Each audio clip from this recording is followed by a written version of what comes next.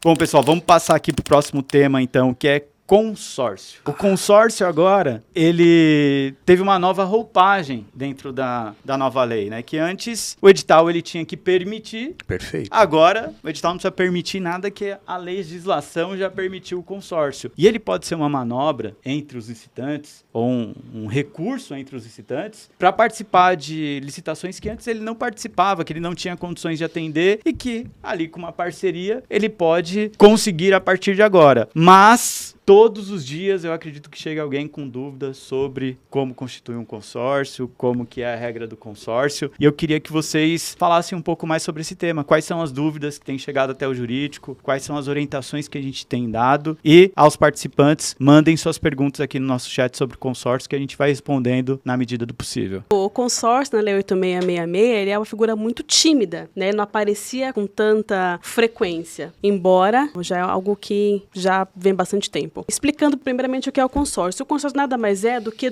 duas empresas ou mais que elas se unem para executar um determinado objeto. Então isso é a figura do consórcio. Chegam muitas dúvidas nesse sentido. O que é um consórcio? Bom, e surgem muitas dúvidas como que faz para participar através de consórcio. Então como que eu participo? Você tem que ter um acordo com uma empresa ou com mais, elaborar um documento que nós chamamos de um termo de constituição de consórcio, que ele é um documento formal, não é um documento público, para desenhar como que será essa execução. Então, você vai indicar quem é a empresa líder desse consórcio e quem vai ser responsável por cada parcela da execução desse consórcio. Em resumo, é isso. Aí você participa, depois que a empresa ganhar, aí você vai elaborar, de fato, o consórcio. Perfeito. Acho que do ponto de vista prático, a Auri nos apresenta, né, essa possibilidade, ou seja, não é algo difícil. Você tem que fazer esse compromisso, é um documento simples, né? A depender, a possibilidade também de você produzir esse documento por meio de uma escritura pública. E a ideia da lei é ampliar a participação das empresas em formato de consórcio, ou seja, há uma mudança da lógica que existia até então. Então, se o edital não fala nada a respeito da participação do consórcio, a participação ela é permitida. Agora, se existir uma proibição, nos autos do processo administrativo deverá existir a razão da proibição do consórcio. Isso é muito importante. Então eu não posso proibir sem justificar nos autos do processo administrativo. E se existir essa proibição, o que o licitante tem que fazer? Ele impugna, se essa impugnação não for acolhida, representação junto ao Tribunal de Contas da União ou ação popular, etc. E o que eu queria falar aqui, eu acho que é um ponto importante, é o seguinte: a lei permite, a depender do objeto, que o quantitativo seja dimensionado por até 5 anos. A gente tem os contratos de execução continuada, fornecimento e prestação de serviço. E o que vai começar a acontecer? Eu dimensionando meu quantitativo por 5 anos, eu elevo o valor estimado da contratação. E essa elevação repercute nas condições econômico-financeiras e também nos quantitativos do atestado. Então, qual que é a dica? Daqui a pouco, a administração ela só vai licitar objetos, chama plurianuais, né? Execuções plurianuais. E muitos licitantes só vão conseguir participar de licitações por meio de consórcio. Haja vista que os seus atestados, de forma isolada, não vai atender os requisitos do edital. Ou seja, houve uma inversão de valores na nova lei. Perfeito. Antes, a justificativa tinha que ser para se conceder o consórcio, agora a justificativa tem que ser para caso não seja permitido o consórcio. Perfeito. E aí eu quero me colocar aqui no... Quer fazer alguma consideração? Na verdade eu queria pegar um gancho do que o Nilo falou sobre a qualificação técnica, porque o Joel traz o livro de uma forma muito... Eu ia fazer essa pergunta agora. Precisa?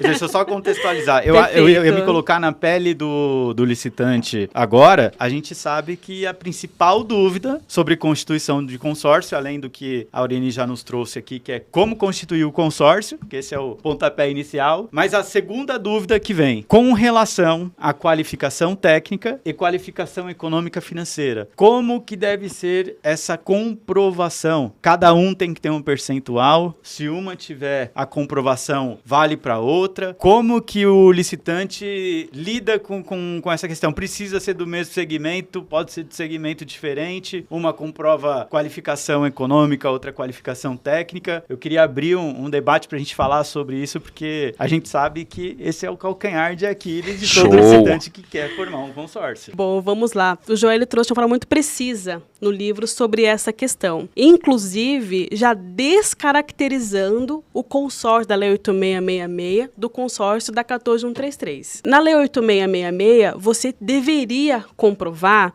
tanto a qualificação técnica quanto a qualificação econômica financeira daquilo que você vai executar. Na 14133, não. Então, como funciona? A qualificação econômica financeira você pode juntar. Então, assim, se eu preciso comprovar um capital social de 100 mil reais, eu posso ter uma empresa com 30 mil reais e outra com 70. Eu faço a junção, eu tenho a habilitação do consórcio. Na qualificação técnica, não. Na qualificação técnica, eu tenho que comprovar aquilo que eu vou executar. Então, só para trazer essa distinção que antes não existia na Lei 14133. Então, contextualizando, se for qualificação econômica financeira, e ali a regra para fins de comprovação de índice, que eu tenho uma boa saúde, eu somo a saúde das duas empresas para ver se é positiva ou não, e eu atendi o requisito do consórcio com relação à regra de qualificação econômica financeira. Perfeito. Inclusive, até dando um outro spoiler, que a gente fala muito do Joel, professor Joel, e é um dos palestrantes do Constituinte. Só peso pesado, orgulho, né? Porque é a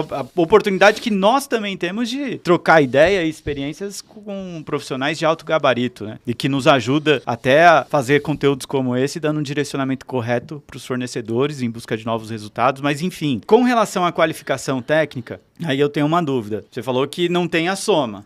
Na verdade, deixa eu só contextualizar que a qualificação técnica ela tem a soma do quantitativo. Então, assim, se eu preciso apresentar crédito, tem que apresentar crédito de todos os consorciados.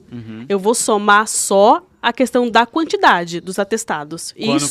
Quando edital, característica do objeto também. Exatamente. Isso quando o edital trouxer essa permissão de somar. Se uma não tiver qualificação técnica e outra tiver, mas atender a exigência, tá ok? Ou ambas precisam ter? Ambas precisam ter. Eu posso ter um quantitativo referente, por exemplo, 1% e a outra 99% do quantitativo exigido. É a soma de forças. Então não dá para entrar na licitação licitante que não tem nada de qualificação técnica e uma outra que detém todo o quantitativo exigido. Porque eu vou permitir que participe da execução do objeto uma empresa que é desprovida de qualificação técnica. Então, 1% do quantitativo exigido, ela vai ter que apresentar, porque é soma, né? E quando forem dentro do mesmo objeto, eu tiver comprovações de qualificações técnicas diferentes. O Anielo, ontem a gente teve uma breve discussão sobre esse briefing, você trouxe um caso que eu achei muito interessante, Anielo. Queria que você falasse sobre ele, que é a questão... Você apresentou um caso hipotético de fornecimento de leite, em que muitas vezes a logística, ela acaba sendo também um fator preponderante necessário para as empresas comprovarem a qualificação técnica, e muitas vezes a empresa até forneceu grandes quantidades, mas não tem uma logística muito boa, e de repente ela poderia fazer uma logística e uma comprovando uma aptidão e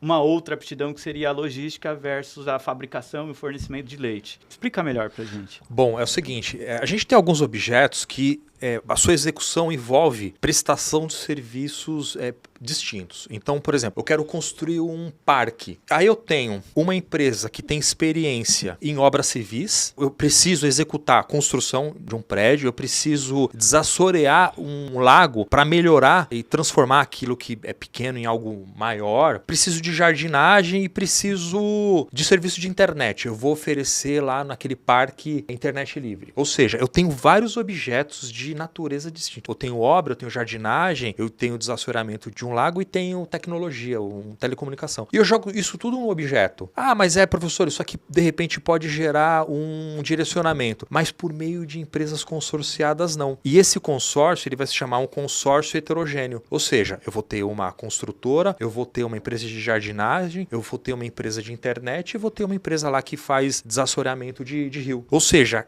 cada empresa ela vai demonstrar uma expertise no tocante à execução daquele objeto que a administração quer, porque a administração ela não quer contratar várias empresas para fazer gestão, ela quer contratar uma empresa única para que essa empresa única ou um consórcio venha executar. Então esse se chama consórcio heterogêneo. Nesse caso, como se tratam de objetos distintos, cada empresa ela vai demonstrar o quantitativo total, né? Neste caso não existiria uma soma de quantitativos, porque cada empresa dentro da sua especialidade, ela atenderia. Fica responsável pela sua expertise. Exatamente. Né? Então, o licitante precisa estar atento a isso. Exato. Para verificar se trata-se de um consórcio heterogêneo ou homogêneo, seguindo essa definição que o Aniello trouxe, que é a definição que a doutrina nos traz, né? Para identificar quando que vai se avaliar a soma de quantitativos e quando que eu olho ali de forma específica a habilidade de cada uma. Sim, e pensando agora, levando em consideração que o consórcio é a regra, para o futuro não vai mais existir essa possibilidade do licitante apontar que um edital está dirigido em razão da solicitação da comprovação de quantitativos de serviços de naturezas distintas. Porque o que vai viabilizar a participação é por meio do consórcio. Pô, eu não tenho esse atestado, mas eu vou no mercado buscar uma pessoa para executar essa parcela. Dá-se um jeito agora. Dá-se um jeito, porque ao invés da administração fazer a gestão com 4 contratos, ela vai fazer a gestão de apenas um, né? E isso é eficiente.